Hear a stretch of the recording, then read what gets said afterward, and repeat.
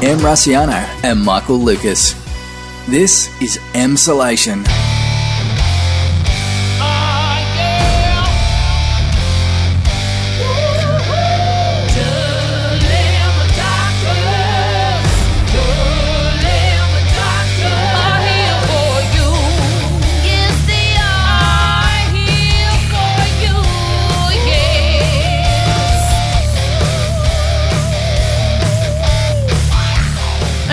Welcome to another Dilemma Doctors. We're very good.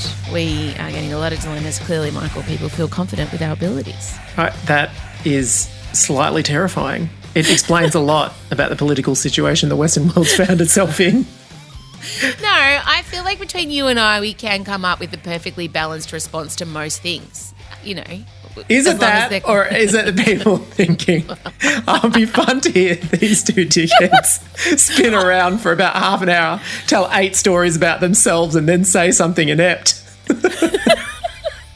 Okay, so today's... We're not going to say anything inept, I promise. Today's dilemma comes from a lady who's asked to have a pseudonym because she wants to be a sexy secret agent. Nikita. So... Nikita. Oh, I love. Is that where you're? I was going to go Penelope for some reason.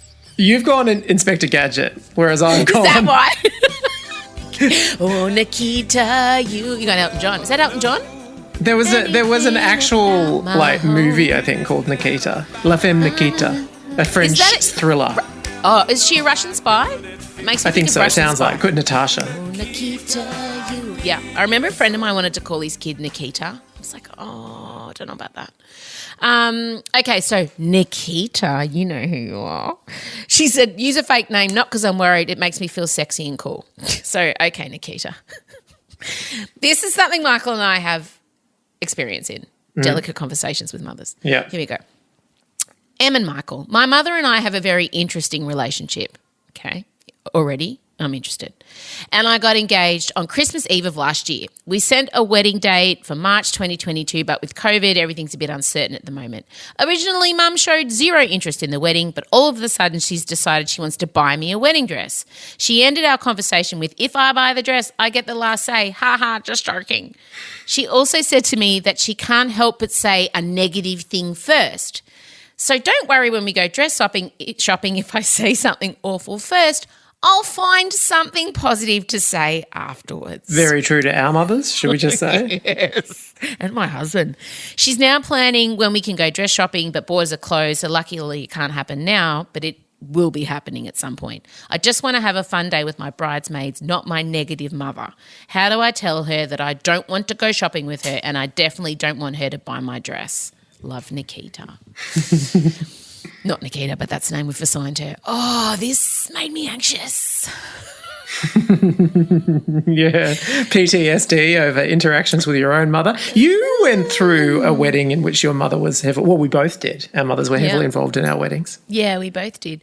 My mother's job in life is to organise things like logistics is what she does. She does it very well. She does it very high up, very powerful job. And so I was glad that she did logistics. So I didn't have a problem with that at all. Not at all. I was glad because I was in Perth and she was in Melbourne where the wedding was happening. But I do understand the dynamics of being close to someone who feels the need to point out all the pitfalls first of any situation. And it doesn't matter how fun it is. I'm talking about my husband, Scott. I mean, I could literally say to him, all right, we're going on a round-the-world trip. It's all expenses paid. The kids are coming. The dogs will be looked after. And he'll come up with something like, oh, but isn't it supposed to rain? Have you, what if someone gets sick? What about that? But, I don't know. Do you think we should be doing that now? That's your guy. He's the risk assessment guy. Who's the risk assessor out of you and Adrian? I don't know. I don't know that either one of us. The risk assessor. I'm the hedonistic, let's go for it. Oh, probably a little bit more Adrian maybe might sometimes qualify things with a bit more, is that actually going to be good? I can get a bit carried away.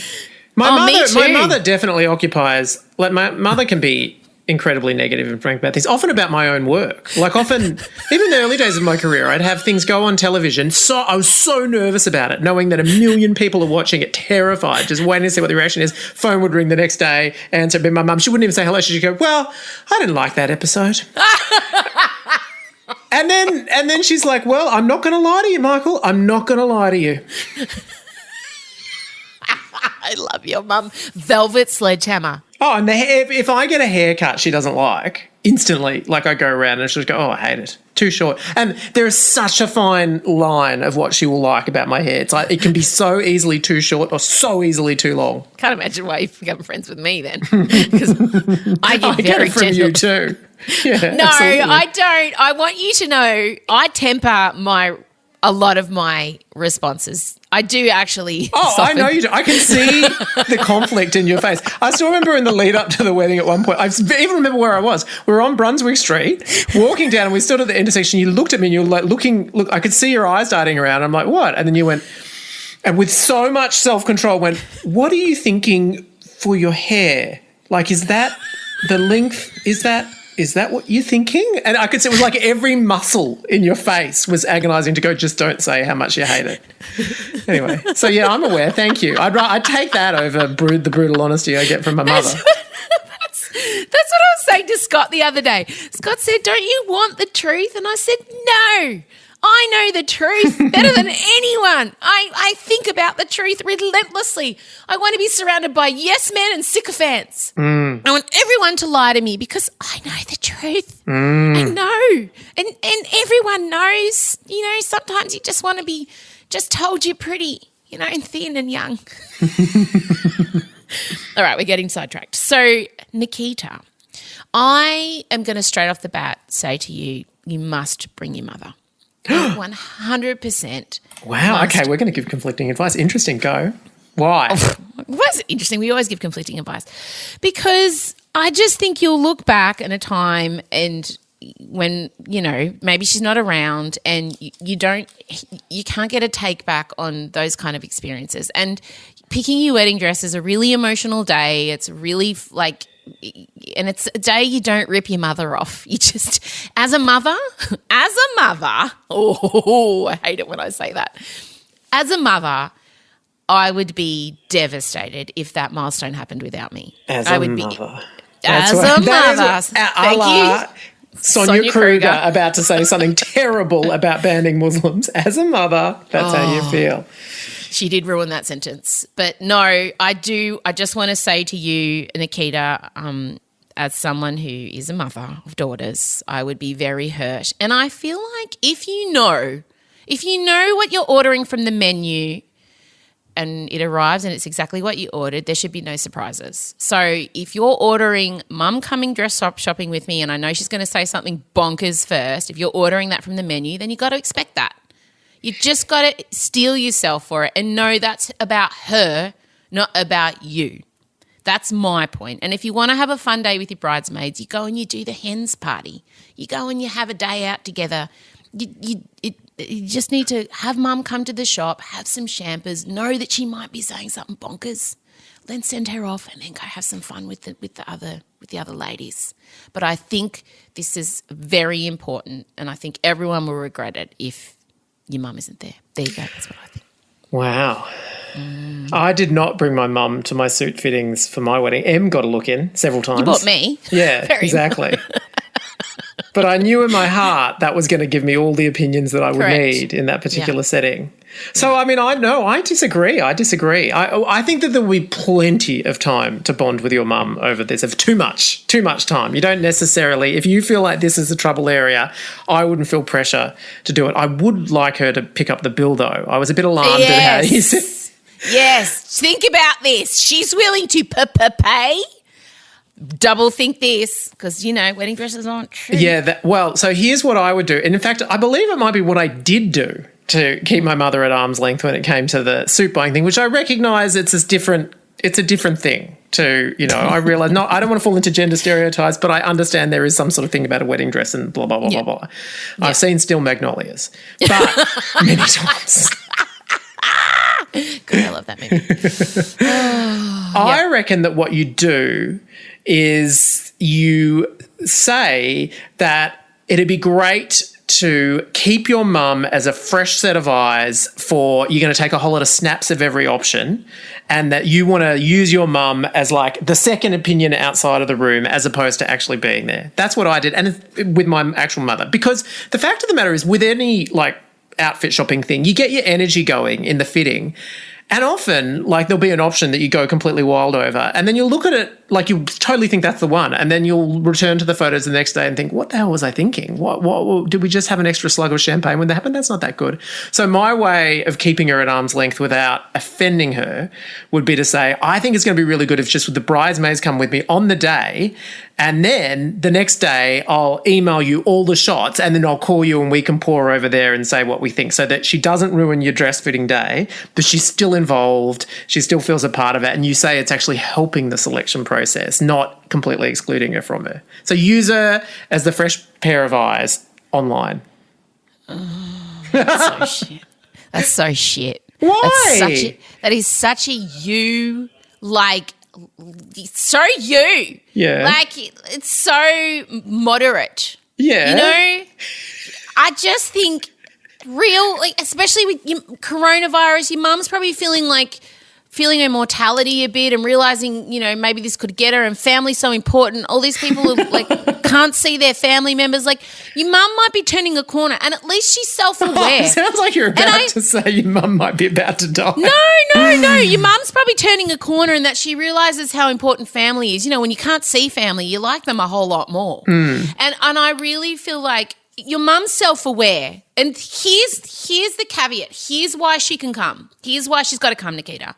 Because your mum has said, oh, I might say something negative first. Sorry, that's just the way I am. When she does it, you can call her out on it and go, dude, is that the thing? Are we right now? Have you got it out of your system? And make a joke of it. So do you know what I mean? At least your mother is self-aware that she does this, that she has this shit kind of got to get all the negatives out first before I can enjoy anything. But that's also an anxiety thing. It's a protection thing. It's naming problems before they happen so you don't feel like they surprise you.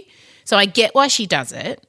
But I as a mother, I have to say I would be very sad. You can exploit the fact that the borders are closed. I'm presuming your bridesmaids are in the same state with you. So the second retail opens, I guarantee that retail will open before the borders. You've got a window.